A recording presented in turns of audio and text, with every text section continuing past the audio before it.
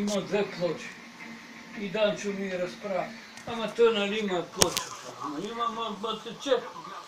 Ама не е направено като хората. Трябва да се направи нов покрив. Не е направено като хората. Няма.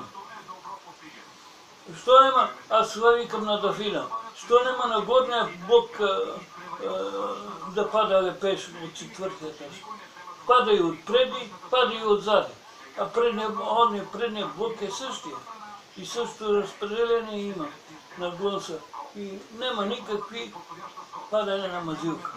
Защо? Защото покрива е добре. И там пак правят изолация. Ама го правят както трябва. Па тия нищо не правят. Крадат парите. Това. Ма те нашите са замеделци, те нашите не са строители. Ма каквито те за това ги лъжат. Те и там са такива. И там живеят хора, ама правят нещо. Нещо правят, а па тия са никакви. Тия се лъжат, само и това. Аз си направих коридора и те го отстравят. Очука го, объска го и сега са направили мазилка, кърпеш на прозорците и това става циганска работа.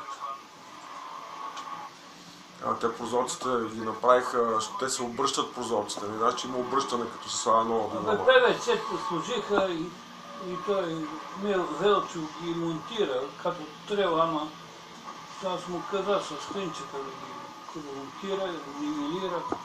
Обаче кълпазаница. Не можа да го направят. И полети